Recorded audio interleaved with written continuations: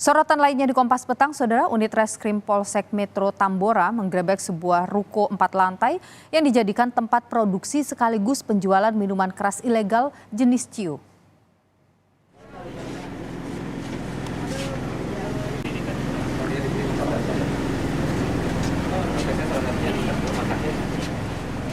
Dalam penggerebekan, polisi menangkap 1 orang yang diduga orang yang memproduksi sekaligus menjual miras. Untuk mengelabui petugas, 3 lantai dijadikan tempat usaha konveksi, sementara lantai 4 dijadikan tempat produksi miras.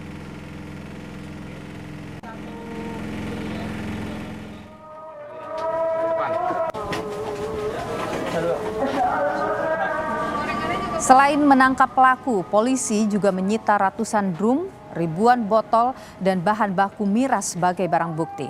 Atas perbuatannya, pelaku terancam hukuman 15 tahun penjara, sementara 1 pelaku lainnya dalam pengejaran. Penyidik dari Polsek Tambora berhasil mengamankan 1 orang pelaku atas nama KL alias Johan, umur 53 tahun, yang berperan sebagai pemodal merangkap pembuat minuman keras ilegal ini dan juga bertindak sebagai distributor. Penyidik berhasil mengamankan beberapa barang bukti, antara lain 129 drum besar yang ada di sekitar kita yang berguna untuk proses fermentasi. Informasi lebih lengkap, Saudara, kita tanyakan ke jurnalis Kompas TV, ada nih Putu Trisnanda. Putu, selamat sore. Jadi berapa lama, Putu, pelaku ini beroperasi dan juga modusnya itu seperti apa yang digunakan hingga akhirnya baru terbongkar sekarang?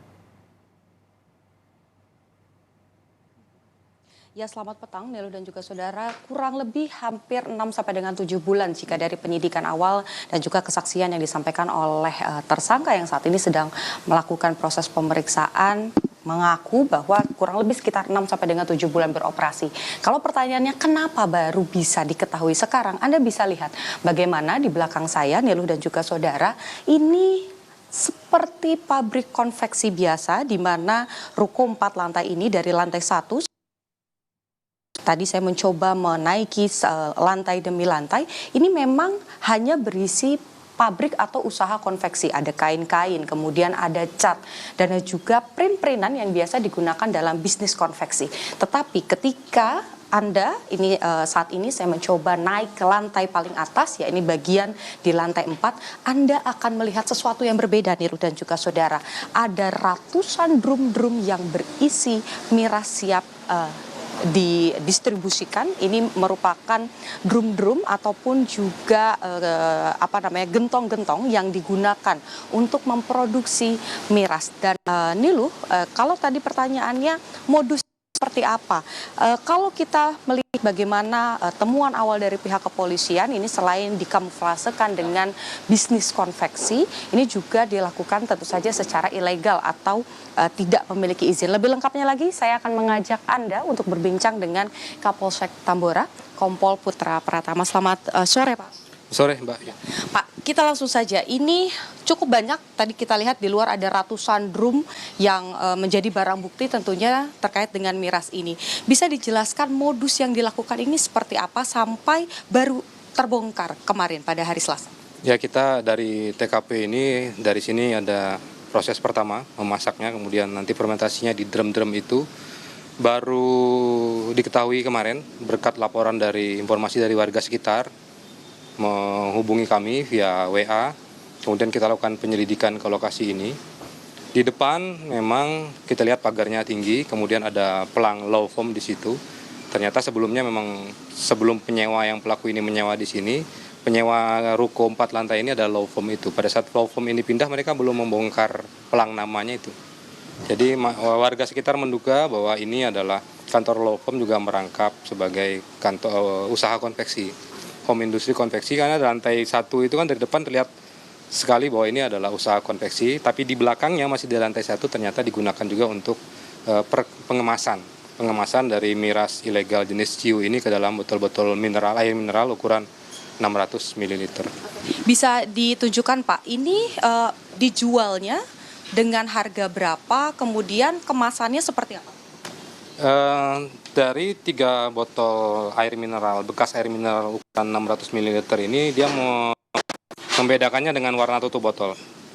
Jadi warna ini membedakan harga dan kandungan alkohol. Ada yang 30%, ada yang 35%, dan ada yang 40% dengan harga yang berbeda dari berdasarkan proses penyulingan yang dilakukan. Nah, penyulingan itu adalah proses terakhir yang dilakukan menggunakan drum-drum yang besar ini, Pak. Jadi setelah tahap satunya dimasak dulu di sini, berasnya yang sebagai bahan utama, kemudian dijemur, ditambahkan ragi, dimasukkanlah ke drum itu, ditambahin gula dan air selama fermentasinya selama 1 bulan di bagian sana. Baru setelah itu balik lagi ke sini untuk melakukan penyulingan, dialirkan melalui pipa-pipa yang ada ke sini ke lantai 1. Keuntungannya berapa sih Pak yang berhasil diraup oleh pelaku selama beroperasi 6 sampai dengan 7 bulan? Ya, ini semua berdasarkan pengakuan tersangka. Jadi karena kita belum melakukan analisa rekening, berdasarkan pengakuan dia per minggu itu omsetnya 15 sampai 20 juta dibagi berdua keuntungannya dengan yang masih DPO.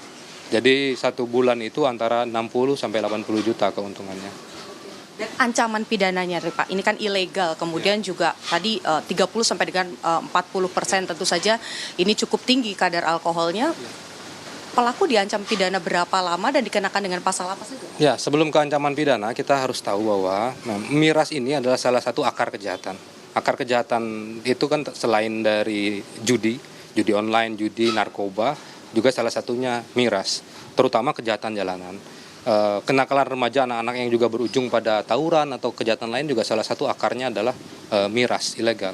Jadi di negara kita ini masih ilegal, sehingga untuk tindak pidana ini kami jerat dengan pasal berlapis dengan KUHP dan juga Undang-Undang Cipta Kerja. KUHP-nya kita kenakan pasal 204 ayat 1 dengan ancaman 15 tahun penjara. Untuk Undang-Undang Cipta Kerjanya kita kenakan pasal 46 dan pasal 64, ancaman hukumannya 4 tahun penjara.